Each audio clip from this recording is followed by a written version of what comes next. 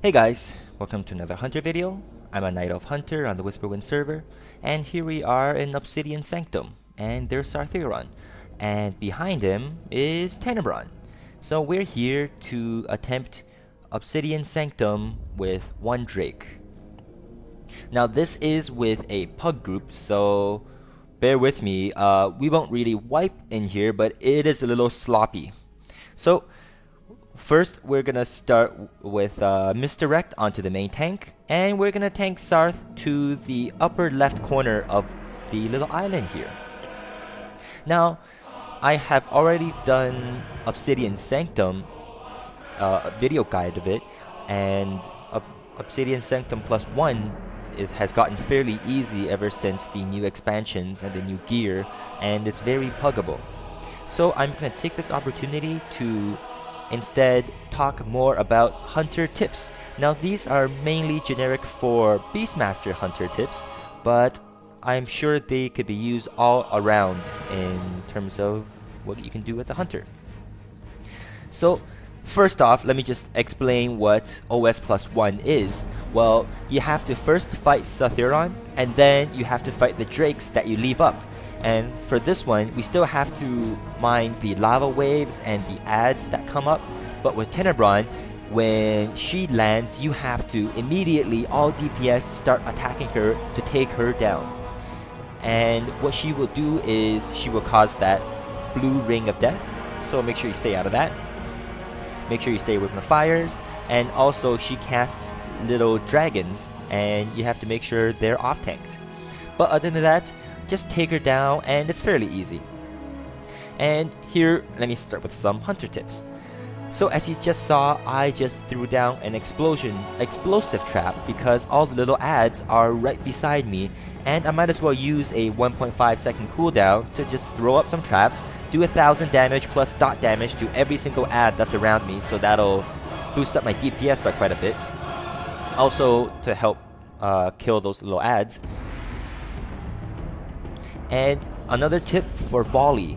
With volley, when you finish volley, and depending on how many enemies there are, make sure you throw out a multi-shot, because that will do a lot more damage than volley. But if you have a lot more enemies like so right here, then it's better to maybe save your multi-shot and just use volley. And with volley, you start casting one, and as it's channeling down, try to pre-cast volley so that the cast circle is on the ground.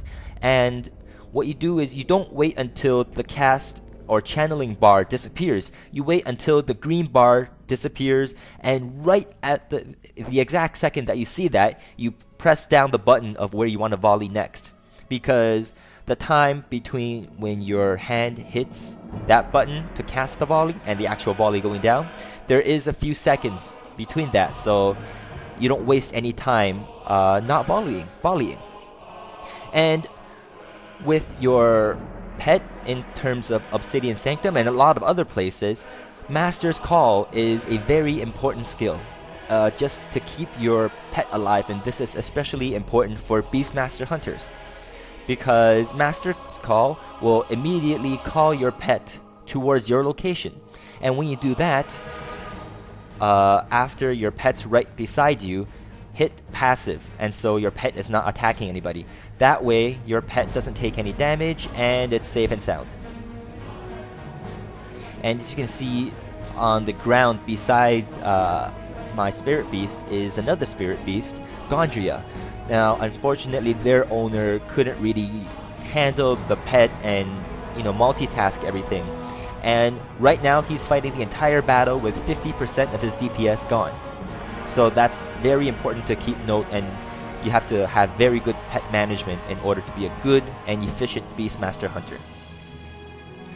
Now, along with any other class, especially a Beastmaster hunter where your DPS is revolving around cooldowns, trinket and skill cooldowns, try to ask whenever possible when heroism is in the raid, because comboing heroism with your Bestial Wrath, your trinkets, your Call of the Wild and everything, it'll boost your DPS by a huge amount.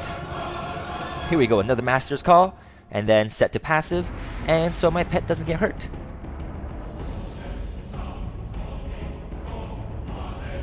Now, as with any hunter, no matter what spec you play in, remember there is always a shot priority.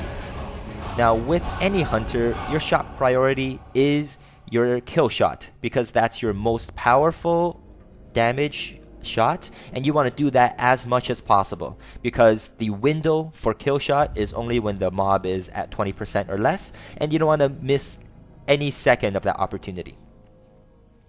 Another thing I tend to do is, if my arcane shot is on cooldown and I have to run somewhere in order to avoid, let's say, a lava wave or some enemies attacking me, then I would start running, obviously, first, but then as soon as I finish running, I cast either multi-shot, or if you have aim shot, use that. Whatever instant shot you have, because with that, shooting the instant shot, you'll be able to do some damage on that mob, and you don't have to wait for a steady shot to finish casting. And so, poor Gondria. Here we've just taken down Sartheron. Now with Sartheron, take down the drakes that you leave up, and Sartheron is basically very easy. It's just like fighting with him with nothing at all. And so there's the loot. If you want to see the loot that we got in the video, just take a look at the video again. And if that's not clear enough, go to my website, trumpymaxhunter.com, and I'll have all the videos posted, or all the loot posted. And so that's it for this video. Thank you very much for watching, and take care. Till next time.